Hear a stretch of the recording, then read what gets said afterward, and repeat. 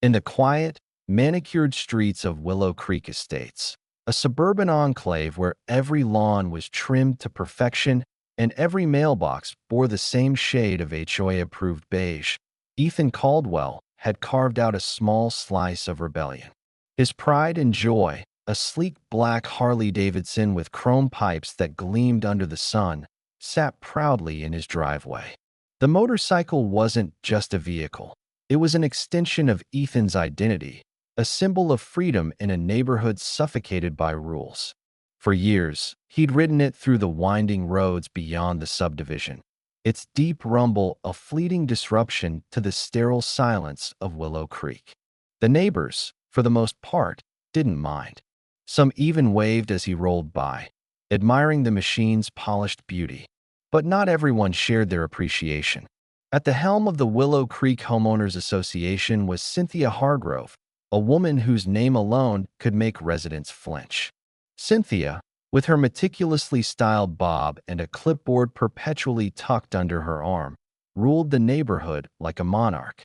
Her reign was built on an ironclad set of bylaws, which she enforced with the zeal of a dictator. No infraction was too small, whether it was a slightly overgrown hedge or a basketball hoop left up past dusk. Cynthia's eagle eyes caught it all. Her emails, laced with passive-aggressive pleasantries, were infamous, and her fines were swift. To her, Willow Creek was her kingdom, and she was determined to keep it pristine, predictable, and quiet. Ethan had always flown under Cynthia's radar. His modest two-story home blended seamlessly with the others, its exterior adhering to every color code and landscaping guideline. The motorcycle, though, was a different story. It wasn't garish or neglected, but its presence in the driveway was a subtle act of defiance, a reminder that not every resident bowed to the HOA's obsession with conformity. Ethan maintained it meticulously, polishing it weekly and ensuring it never leaked oil or marred the pavement. He rode it sparingly within the neighborhood, always at reasonable hours, careful not to disturb the peace. But Cynthia had other ideas. To her, the Harley was an affront, a noisy beast that threatened the tranquil image she'd cultivated for Willow Creek. It started with a letter. One crisp autumn morning, Ethan found a cream-colored envelope in his mailbox, stamped with the HOA's embossed logo. The letter, written in Cynthia's unmistakable tone, informed him that motorcycles were now deemed excessively disruptive under a new bylaw amendment. The board, led by Cynthia, had voted unanimously to ban all motorcycles from being parked or operated within Willow Creek, effective immediately. Violators faced a $500 fine per offense, and the vehicle would be subject to towing at the owner's expense. Ethan read the letter twice, his jaw tightening with each word. The rule was absurd. His motorcycle was no louder than a lawnmower, and he'd never received a single complaint from a neighbor. This wasn't about noise. It was personal. Cynthia's disdain for Ethan's Harley wasn't a secret. Months earlier, at a community barbecue, she'd made a pointed comment about certain residents who thought they were above the rules, her eyes lingering on Ethan as he stood near his bike, chatting with a neighbor. He'd brushed it off then, chalking it up to her usual meddling. But now, with the letter in hand, it was clear she'd been biding her time, waiting for an excuse to flex her authority. The bylaw amendment reeked of her influence, a power play dressed up as community concern. Ethan's first instinct was to fight back, to storm the next HOA meeting and demand answers. But he knew Cynthia's game. She thrived on confrontation, twisting words and rules to her advantage. No, he needed a smarter approach, one that would expose her overreach without giving her ammunition. Ethan spent the next few days researching. He pored over the HOA's bylaws, a dense document filled with jargon and loopholes. The motorcycle ban, he discovered, was shaky at best. It had been passed during a poorly attended meeting, with minimal notice to residents, and it conflicted with city ordinances that permitted street-legal vehicles on private property. Cynthia's amendment was more bluster than law, but enforcing it would require compliance. or at least the appearance of it. Ethan wasn't about to give up his Harley, but he also wasn't going to hand Cynthia an easy win. He needed a plan, something that would turn her own rules against her while rallying the neighborhood to his side. As he tinkered with his motorcycle in the garage, an idea began to form. The bylaw banned parking and operating motorcycles within Willow Creek, but it said nothing about public roads just outside the subdivision. Ethan's street, Willow Lane, ended at a county road that wasn't under HOA jurisdiction. If he couldn't ride in the neighborhood, he could make his presence felt just beyond its borders. And if Cynthia thought his Harley was loud now, she hadn't heard anything yet. Ethan's mind raced with possibilities. He wasn't alone in his frustration with the HOA. Other residents had grumbled about Cynthia's heavy-handed tactics, from finding a family for their kids' chalk drawings to demanding a retiree remove a birdhouse for being too colorful. The motorcycle ban could be the spark to ignite a broader rebellion. Over the next week, Ethan quietly reached out to a few trusted neighbors. There was Mike, a mechanic who'd clashed with Cynthia over his vintage Mustang, and Sarah, a single mom who'd been fined for leaving her trash cans out an hour past curfew. Both were fed up with the HOA's micromanagement and eager to push back. Ethan shared his idea, a motorcycle rally, held just outside Willow Creek's entrance, perfectly legal and timed for maximum impact. The goal wasn't just to annoy Cynthia, but to expose her overreach to the entire neighborhood. If enough residents joined in, it could force the board to reconsider the ban, and maybe even question Cynthia's leadership. As Ethan plotted, Cynthia was busy tightening her grip. She patrolled the neighborhood daily, her clipboard now accompanied by a camera to document infractions. She'd already issued warnings to 2 other residents for minor violations, a clear message that she was watching. Ethan's Harley, still parked in his driveway as he weighed his options, drew her scrutiny like a magnet. One afternoon, he caught her standing chionk, snapping photos of his bike from the sidewalk. Their eyes met briefly, and her smug smile confirmed what he already knew. This was a war she intended to win.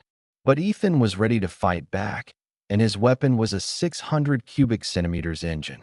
The chapter closed with Ethan polishing his Harley under the glow of his garage light, the hum of a plan forming in his mind. The rally would be his statement, a roar of defiance that Cynthia couldn't ignore. But first, he needed to rally his allies and set the stage for a morning that Willow Creek would never forget. Ethan Caldwell's garage became his war room in the days following Cynthia Hargrove's letter.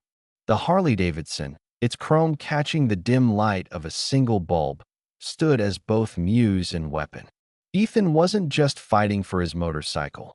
He was challenging the suffocating grip of the Willow Creek HOA, personified by Cynthia's relentless campaign to control every inch of the neighborhood. Her new motorcycle ban was a flimsy excuse, a power grab disguised as policy, and Ethan was determined to expose it. But he knew he couldn't do it alone. The key was to turn Cynthia's overreach into a spectacle, one that would resonate with every resident tired of her clipboard tyranny. The idea of a motorcycle rally, held just outside the HOA's jurisdiction, was taking shape, and Ethan was ready to make it a reality. The first step was building his coalition. Ethan started with Mike, the grizzled mechanic who lived 3 houses down. Mike's vintage Mustang had been a thorn in Cynthia's side for years, its cherry red paint and occasional engine revs drawing her ire. He'd received his own share of HOA warnings, each one more petty than the last, and his frustration made him an easy recruit. Over coffee in Ethan's kitchen, the two hashed out the rally's logistics. Mike knew a handful of local bikers, a tight-knit crew who rode together on weekends, and he was certain they'd jump at the chance to stick it to an overzealous HOA. Their bikes, a mix of Harleys, Yamahas, and custom choppers, would bring the noise Cynthia so desperately feared. Next, Ethan approached Sarah, the single mom who'd become a neighborhood favorite for her quiet resilience. Sarah had endured Cynthia's wrath over minor infractions, like the time her son's soccer ball rolled into the street. earning her a $50 fine for littering. She was skeptical at first, wary of escalating a feud with the HOA, but Ethan's passion won her over. She wasn't a biker, but she had a cousin with a motorcycle and a knack for organizing community events. Sarah's role would be to spread the word, discreetly, to other residents who might support the cause. The rally needed to feel like a grassroots uprising, not just Ethan's personal vendetta. The plan was simple but bold: a motorcycle rally at 6 a.m.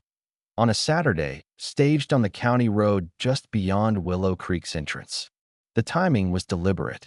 Cynthia, an early riser who boasted about her disciplined morning routine, would be awake to hear every rev of the engines. The county road was outside the HOA's jurisdiction, so the rally would be perfectly legal, untouchable by Cynthia's bylaws. Ethan estimated they could gather at least a dozen bikes, enough to make a statement without overwhelming the quiet road. The goal wasn't chaos, but a calculated disruption, a wake-up call for both Cynthia and the neighborhood. Ethan spent evenings mapping out the details. He and Mike scouted the county road, a wide stretch of asphalt flanked by open fields, perfect for a lineup of motorcycles. They marked out a spot just visible from Willow Creek's entrance sign, ensuring the rally would be impossible to ignore. Mike suggested adding a visual flair, banners or flags with cheeky slogans like "Ride Free" or "HOA Can't Stop Us." Ethan loved the idea but insisted they keep it legal, avoiding anything that could be twisted into a violation. The rally had to be airtight, a public relations coup that would expose Cynthia's overreach without giving her grounds to retaliate. Word of the plan spread quietly through Willow Creek. Sarah worked her magic, chatting with neighbors at the park or during school pickups, gauging who was fed up enough to support Ethan's cause. To his surprise, the response was overwhelming. The retired couple across the street, who'd been fined for planting non-approved flowers, offered to bring coffee for the riders that a young tech worker, tired of Cynthia's rules against satellite dishes, promised to record the rally for social media. Even the neighborhood's quietest resident, an elderly man who rarely spoke at HOA meetings, gave Ethan a knowing nod, muttering about Cynthia's reign of terror. The rally was becoming more than a protest. It was a symbol of resistance. Meanwhile, Cynthia was tightening her grip. Her patrols through Willow Creek had intensified, her camera now a constant companion as she documented every perceived infraction. Ethan's Harley, still parked in his driveway as he finalized his plans, was a magnet for her attention. She'd stop by daily, snapping photos and scribbling notes, her lips pursed in a smug smile. Ethan ignored her, knowing she was waiting for him to slip up. He'd moved the motorcycle into his garage at night, complying with the band's parking rules while he prepared. But Cynthia's scrutiny only fueled his resolve. She thought she'd won by forcing his bike out of sight, but she was about to learn how loud defiance could be. Ethan and Mike spent a weekend contacting the biker crew, a group of 10 riders who were thrilled at the chance to rattle an HOA's cage. They agreed to arrive at 5:45 a.m., giving them time to line up their bikes and coordinate. Ethan emphasized discipline: no burnouts, no reckless stunts, just a steady, synchronized roar of engines for 15 minutes. The riders understood. They'd dealt with their own share of busybodies and were eager to join the cause. Mike suggested a practice run, so they met one evening on a back road to time their revs, ensuring maximum impact without crossing into illegal noise levels. The sound was glorious, a deep, rolling thunder that echoed across the fields. Ethan could already imagine Cynthia's face. As the rally day approached, Ethan felt a mix of nerves and excitement. He'd covered his bases, checking local noise ordinances and confirming the county road status with a friend at City Hall. The rally was legal, but Cynthia wouldn't see it that way. She'd likely try to spin it as a violation, maybe even call the sheriff. Ethan was ready for that too, keeping a copy of the ordinances handy and alerting a local news blogger who'd written about HOA overreach before. The blogger, intrigued by the story, promised to show up with a camera, sensing a viral hit in the making. The night before the rally, Ethan sat in his garage, running a cloth over his Harley's fuel tank. The neighborhood was silent, the kind of oppressive quiet Cynthia prized. But tomorrow, that silence would shatter.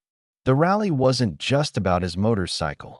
It was about every resident who'd been bullied by fines, warnings, and Cynthia's smug authority. Ethan checked his phone, seeing messages from Mike and Sarah confirming everything was set. The riders were ready, the neighbors were watching, and the stage was set for a morning that would shake Willow Creek to its core. The chapter closed with Ethan closing his garage door, the Harley's silhouette fading into the dark. Tomorrow, at 6 a.m., the engines would roar, and Cynthia's carefully controlled world would face its first real challenge. But what would she do when the noise hit? The first light of dawn crept over Willow Creek Estates, casting long shadows across the manicured lawns and silent streets. Ethan Caldwell was already awake, his alarm unnecessary as adrenaline coursed through him. Today was the day, 6 a.m., would mark the start of his motorcycle rally, a calculated act of defiance against Cynthia Hargrove and her oppressive HOA regime. The air was crisp, carrying the faint scent of dew, and the neighborhood lay in a hush that felt almost conspiratorial. Ethan slipped into his leather jacket, his movements deliberate as he prepared to roll his Harley-Davidson out of the garage. The plan was in motion, and there was no turning back. Outside, the county road just beyond Willow Creek's entrance was coming alive. Mike arrived first, his own bike, a rumbling Yamaha with a matte black finish, parked at the edge of the road. One by one, the other riders pulled up, their motorcycles forming a gleaming line under the early morning sky. There were 10 in total, a mix of grizzled veterans and younger enthusiasts, each with a bike that told its own story. Chrome glinted, engines idled softly, and the riders exchanged nods, their faces lit with a shared sense of purpose. Sarah was there too, stationed discreetly with her phone ready to record, blending into the small crowd of neighbors who'd gathered to watch.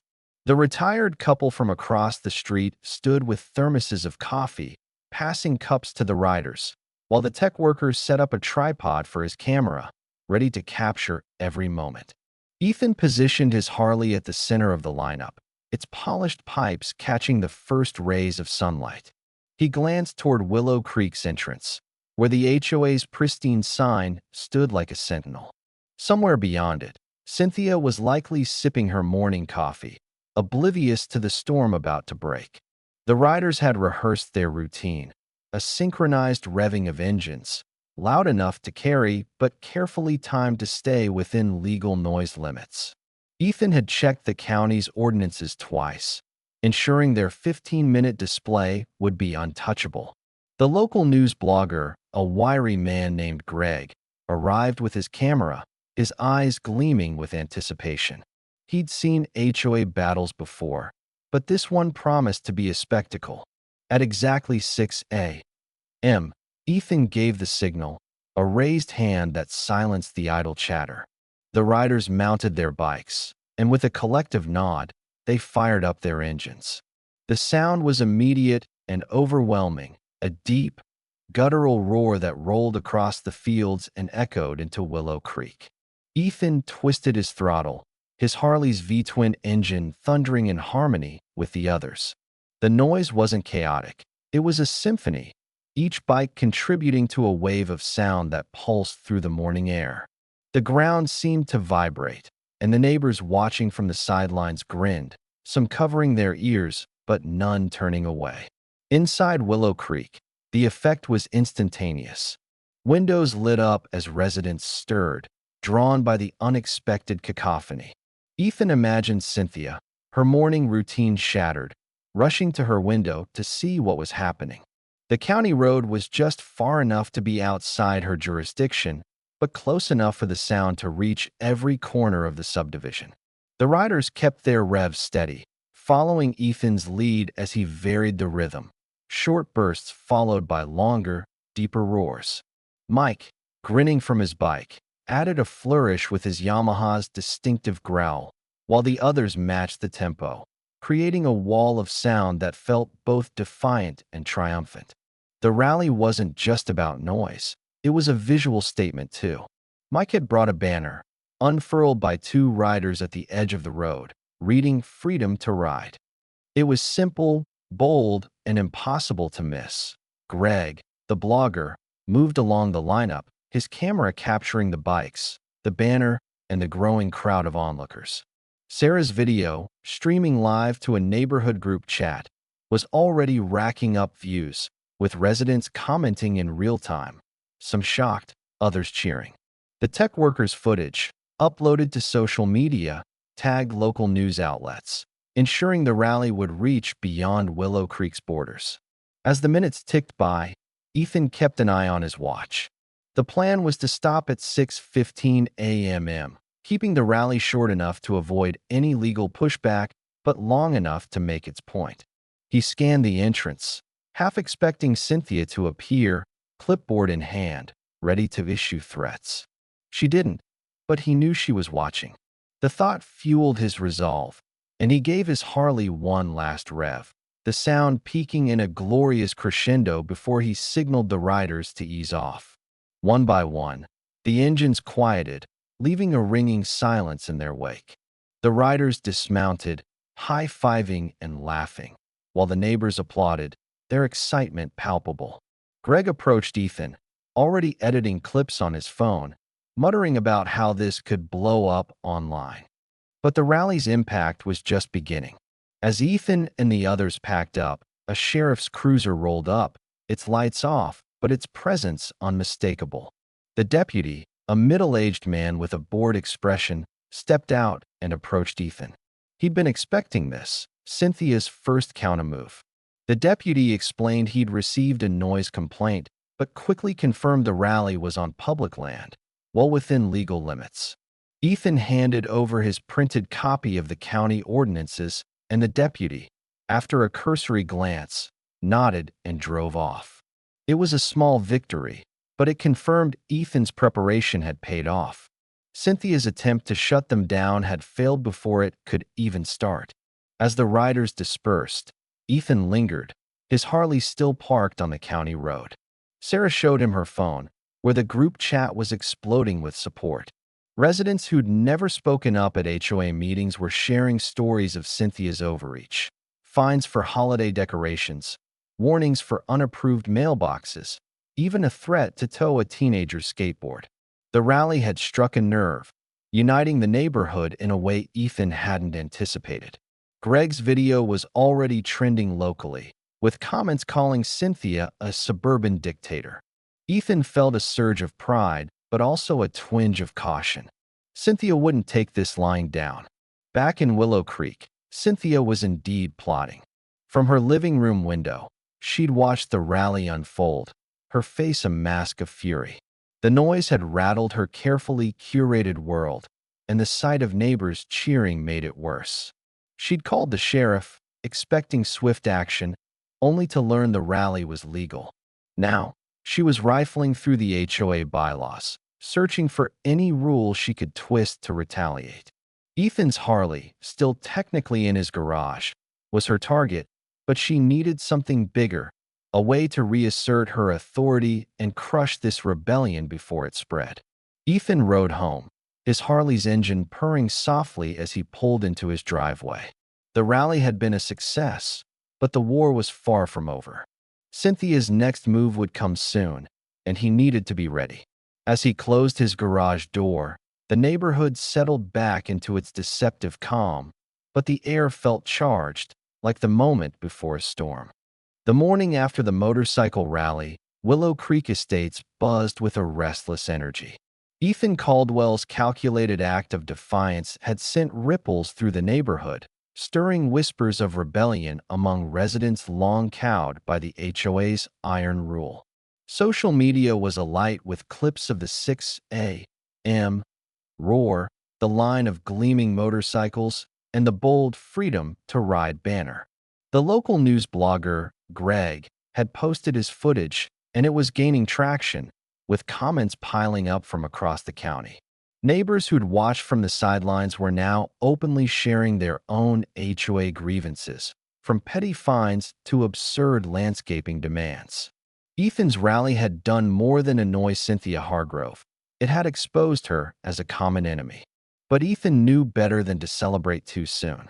Cynthia, the HOA's unyielding president, was not one to let a challenge go unanswered. Inside her pristine home, Cynthia was seething. The rally's thunder had shaken her awake, shattering her morning ritual of chamomile tea and classical music. From her window, she'd watched the bikes line up just beyond Willow Creek's entrance, their engines a deliberate taunt. Worse, she'd seen her neighbors, cheering, some even filming. The betrayal stung, but the public humiliation burned deeper.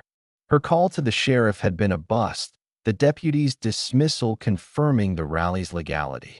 Cynthia wasn't used to losing, and the viral spread of Greg's video, now nearing thousands of views, was a direct threat to her authority. She spent the morning pacing her living room, the HOA bylaws spread across her dining table like a battle map. If Ethan thought he could outmaneuver her, he was about to learn how far she'd go to maintain control. Cynthia's first move was to double down. By noon, she drafted an emergency HOA notice, emailed to every resident in Willow Creek. The notice cited recent disturbances and announced a new wave of enforcement measures to preserve community standards. Motorcycles, it declared, were not only banned from parking or operation within the neighborhood, but were now subject to daily inspections for compliance. Any vehicle deemed non-conforming to aesthetic guidelines, vague enough to include Ethan's Harley, could be towed at the owner's expense. The notice also introduced a $200 fine for public disturbances, retroactively applied to anyone involved in the rally. It was a blatant power grab, designed to intimidate Ethan and his allies while reasserting her dominance. Ethan received the email while sipping coffee in his kitchen. The audacity of it made him laugh, but the implications were serious. Cynthia was escalating, stretching the bylaws to their limits to target him specifically. The retroactive fine was a bluff. She couldn't legally punish a legal rally, but the inspection clause was a real threat. His Harley, still tucked safely in his garage, could be deemed non-conforming for any reason Cynthia invented. He forwarded the email to Mike and Sarah, who were equally outraged. Mike, ever the pragmatist, suggested they fight fire with fire, proposing a second rally to keep the pressure on. Sarah, more cautious, warned that Cynthia might be baiting them into a mistake. Ethan agreed they needed to stay strategic, but he wasn't backing down. Cynthia's next move came faster than expected. That afternoon, a tow truck rolled into Willow Creek, its driver clutching a work order with Ethan's address. Cynthia had been busy, leveraging her connections with a local towing company known for its loose interpretation of legality. The driver parked in front of Ethan's house, eyeing the closed garage door. Ethan, alerted by a neighbor's text, stepped outside just in time. The driver claimed the HOA had authorized the tow of a non-compliant vehicle, pointing to the new inspection rule. Ethan calmly produced his copy of the city ordinances, which required a court order for towing from private property. The driver, unprepared for pushback, grumbled and left, but not before Cynthia appeared, camera in hand, snapping photos from the sidewalk. Her smug expression said it all. This was just the beginning. The failed tow attempt only fueled Ethan's resolve. He called an impromptu meeting with Mike, Sarah, and a few other rallied neighbors at his house that evening. The group, now dubbed the Willow Creek Resistance in the neighborhood group chat, brainstormed their next steps. The rally had worked, but Cynthia's retaliation showed she wouldn't fold easily. They needed to escalate without breaking the law, keeping the neighborhood's support while exposing her overreach. Sarah suggested a petition to repeal the motorcycle ban, which could force a special HOA meeting where Cynthia's leadership could be challenged. Mike proposed amplifying the social media campaign, reaching out to local influencers to spread the story. Ethan liked both ideas, but wanted something bolder, a way to turn Cynthia's own rules against her. Digging deeper into the bylaws, Ethan found a gem. Any resident could request a public HOA meeting with 20 signatures, and the board was required to address all agenda items. If they could gather enough support, they could force a vote on the motorcycle ban and put Cynthia's leadership under scrutiny. The catch was timing. Petitions had to be submitted 10 days before a meeting, and Cynthia would surely try to sabotage it. Ethan tasked Sarah with collecting signatures, leveraging her knack for rallying neighbors. Meanwhile, he and Mike planned a second event, not a rally but a community ride on the county road, this time inviting residents to join with any vehicle, bikes, cars, even golf carts, to show solidarity. As the resistance grew, Cynthia was rallying her own forces. She convened an emergency board meeting, stacking it with her loyalists, retired busybodies, and yes-men who'd never questioned her authority. They drafted a proposal to expand the HOA's powers, including fines for disruptive behavior, and a clause allowing the board to veto resident petitions. It was a desperate move, one that risked alienating even her supporters, but Cynthia was doubling down. She also began a smear campaign, spreading rumors that Ethan was a troublemaker with a history of violations, though she had no evidence to back it up. Her emails to residents grew more frantic, warning of chaos if the HOA's rules weren't enforced. Ethan, meanwhile, was winning hearts and minds. Sarah's petition gained traction, with 15 signatures by the end of the day, including some from residents who'd never spoken up before. Greg's video had spread beyond the county, catching the eye of a regional news outlet that reached out for an interview. The tech worker's social media posts were trending, with hashtags like #Willow Creek Rebellion gaining steam. Ethan felt the momentum building, but he also sensed Cynthia's desperation.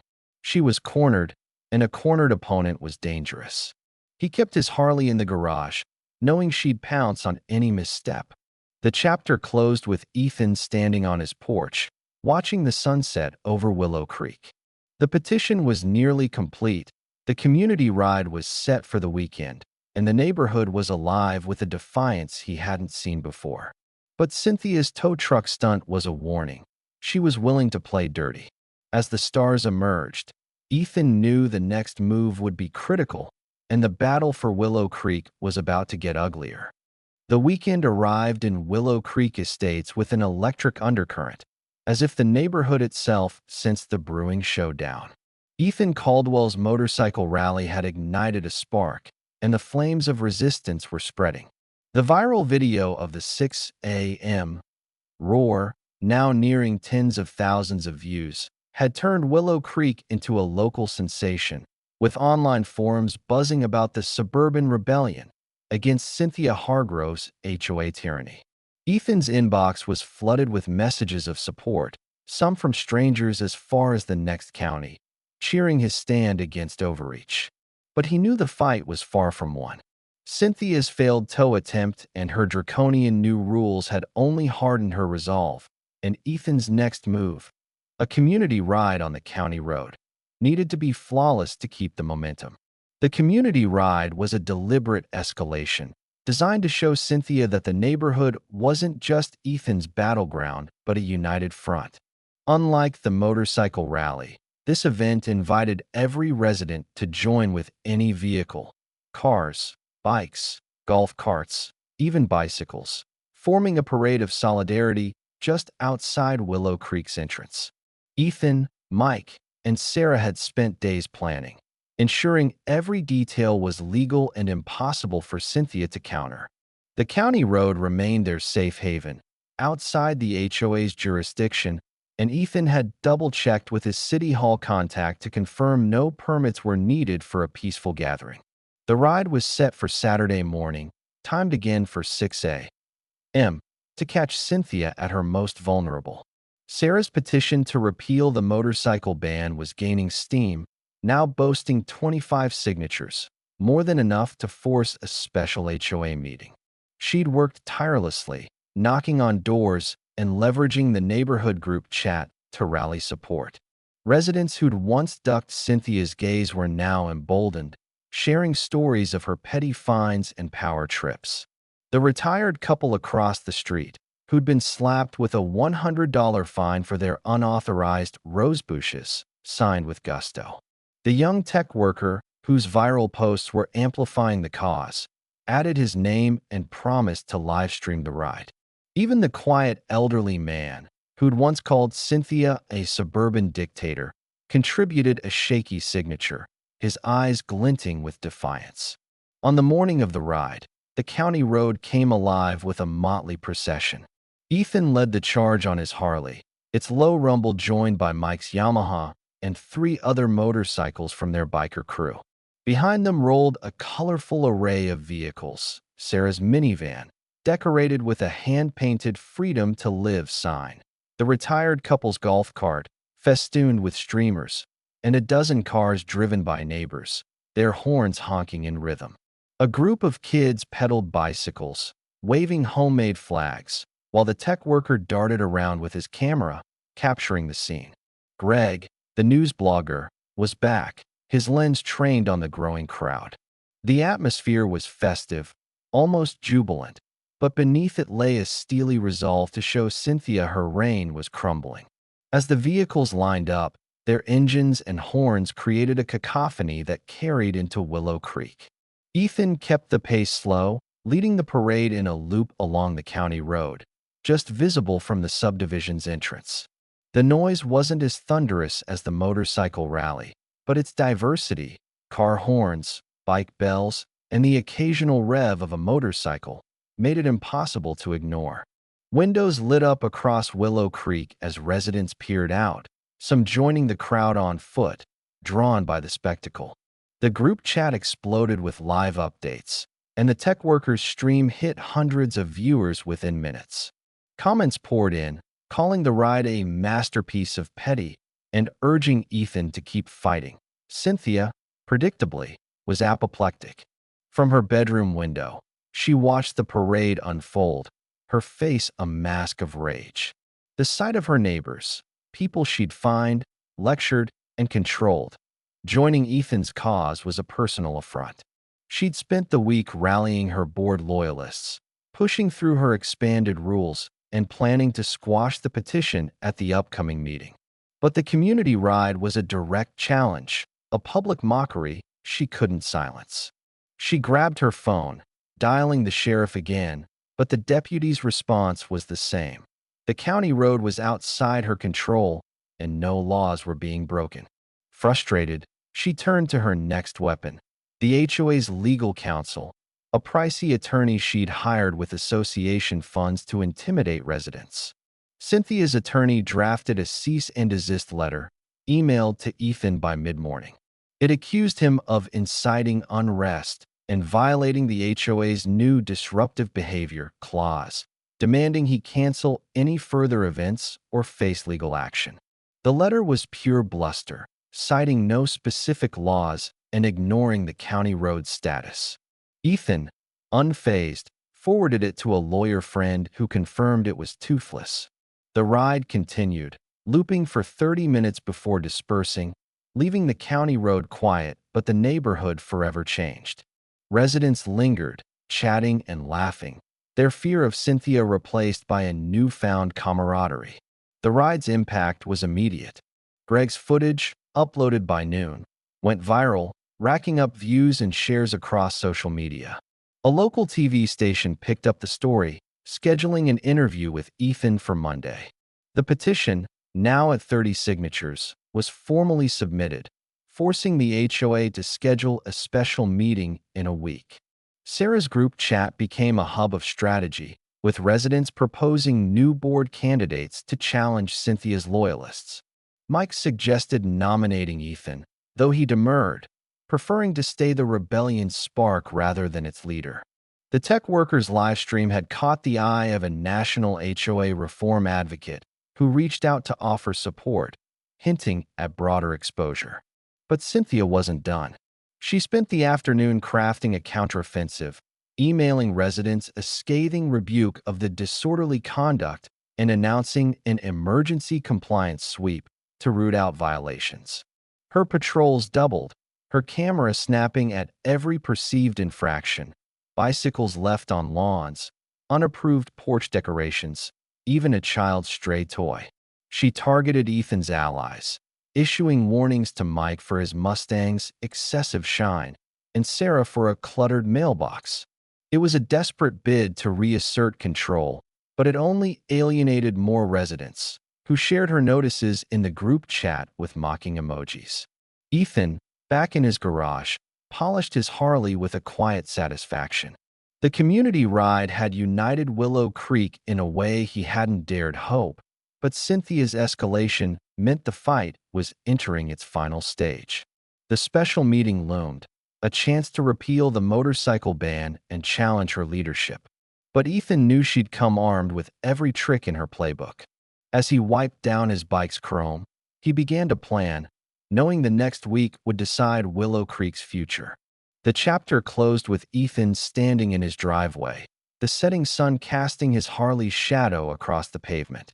The neighborhood was quiet again, but the air hummed with anticipation. The special meeting was coming, and with it, the chance to end Cynthia's reign or face her final wrath. The week leading up to the special HOA meeting was a pressure cooker in Willow Creek Estates. Ethan Caldwell's community ride had transformed the neighborhood's undercurrent of discontent into a full-blown uprising. The viral footage of cars, motorcycles, and golf carts parading along the county road had spread far beyond the subdivision, earning coverage from a regional news station and sparking debates on social media about HOA overreach. The petition to repeal the motorcycle ban, now backed by 35 signatures, had forced the meeting, and residents were buzzing with anticipation. For Ethan, it was the culmination of weeks of defiance, a chance to topple Cynthia Hargrove's reign and restore balance to Willow Creek. But he knew Cynthia wouldn't go down without a fight, and the stakes had never been higher. Cynthia, cornered by the growing rebellion, doubled down on her campaign of intimidation. Her emergency compliance sweep flooded mailboxes with warnings, targeting Ethan's allies with absurd fines: a $75 penalty for Sarah's overgrown flower bed, a $100 charge for Mike's unauthorized toolbox in his garage. She circulated a newsletter painting Ethan as a reckless agitator, warning that his actions threatened property values and community harmony. Behind the scenes, she leaned on her board loyalists, a small but devoted clique, to stack the meeting with supporters. She also enlisted her attorney to draft a motion to dismiss the petition, claiming it violated vague, procedural guidelines. Her tactics were desperate, alienating even her staunchest allies, who began to question her judgment as complaints piled up. Ethan and his coalition prepared meticulously. Sarah organized a pre-meeting huddle at her house, where residents strategized over coffee and printouts of the HOA bylaws. The group, now a diverse mix of young families, retirees, and longtime residents, nominated Mike as a candidate for the board, hoping to replace one of Cynthia's loyalists. Ethan focused on the petition, working with his lawyer friend to ensure their case was ironclad. The motorcycle ban, they argued, was invalid, passed without proper notice, and in conflict with city ordinances protecting private property rights. They also drafted a secondary motion to amend the bylaws, limiting the board's ability to impose retroactive fines or vague rules. The tech worker, whose social media savvy had amplified their cause, created a hashtag #FreeWillowCreek, that trended locally, drawing more attention to the meeting. The night of the special meeting arrived, and the Willow Creek Community Center was packed. Over 60 residents filled the folding chairs, a turnout unprecedented in the HOA's history. Cynthia sat at the head table, flanked by her board, her expression a mix of defiance and unease. Ethan, Mike, and Sarah took seats near the front, their petition and supporting documents neatly organized. Greg, the news blogger, was there with his camera, joined by a reporter from the regional news station, sensing a story that could go national. The room hummed with tension, neighbors whispering about Cynthia's latest finds and Ethan's viral rebellion. For the first time, Cynthia's clipboard, resting on the table, seemed less a weapon than a relic. The meeting began with Cynthia's attempt to control the narrative. She opened with a lengthy speech about maintaining standards, accusing Ethan of orchestrating a disruptive campaign that endangered the community. Her attorney presented the motion to dismiss the petition, citing technicalities that drew murmurs of disbelief from the crowd. But Ethan was ready. He stood, calmly presenting the petition and its 35 signatures, then laid out the case against the motorcycle ban. His voice steady, he detailed the lack of proper notice, the conflict with city law, and the overwhelming support from residents. He held up his Harley's registration, proof it was street legal and compliant, and pointed to the community ride as evidence of neighborhood unity. The room erupted in applause, catching Cynthia off guard. Mike took the floor next, outlining the proposed bylaw amendments to curb the board's power. His blunt, no-nonsense delivery resonated, especially with residents who'd suffered under Cynthia's fines. Sarah followed, sharing stories from the petition signers, each a testament to Cynthia's overreach. The retired couple spoke of their rosebush fine. The elderly man recounted his birdhouse warning, and a young mother described a $50 penalty for her child's sidewalk chalk. The stories piled up, painting a picture of a neighborhood suffocated by petty tyranny. Cynthia's attempts to interrupt were drowned out by boos, a sign her grip was slipping. The vote on the motorcycle ban was the turning point. By HOA rules, a majority of attendees could repeal it, and hands shot up across the room. The final tally was 48-12, a crushing defeat for Cynthia. The ban was struck down, and Ethan's Harley was free to return to his driveway. The room cheered, but Ethan kept his focus on the next vote, the board election. Mike's candidacy, backed by the coalition, challenged one of Cynthia's loyalists, a retired accountant named Harold. When the votes were counted, Mike won by a landslide, replacing Harold and tipping the board's balance. Cynthia's face paled, her clipboard untouched for the first time all night. The final blow came with the bylaw amendments. The residents, emboldened by their victories, approved limits on fines and a requirement for transparent meeting notices. Cynthia's motion to expand the board's powers was rejected outright, met with laughter from the crowd. Her attorney, sensing defeat, packed up and left early. As the meeting closed, residents lingered, shaking Ethan's hand and planning a celebratory barbecue. Greg's footage, uploaded that night, went viral, with news outlets dubbing Willow Creek the HOA rebellion capital. Cynthia, humiliated, announced her resignation the next day, citing personal reasons. Rumors swirled she was moving, unable to face the neighborhood she'd once ruled. Ethan rode his Harley home, the engine's rumble a quiet victory song. The neighborhood felt different, lighter, as if a weight had lifted. Over the next weeks, the new board, with Mike's influence, rolled back Cynthia's most egregious rules. The community barbecue became a regular event, with Ethan's Harley parked proudly in his driveway, a symbol of freedom reclaimed.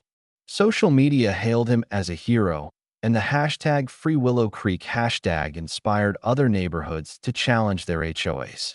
Ethan, though, was content to ride, his battle won not just for himself, but for every resident who dared to defy the clipboard. The chapter closed with Ethan cruising the county road at dusk, the wind carrying the last echoes of Willow Creek's rebellion. The neighborhood was his again, and the roar of his Harley was its anthem. Cynthia's reign was over, and Willow Creek was free at last.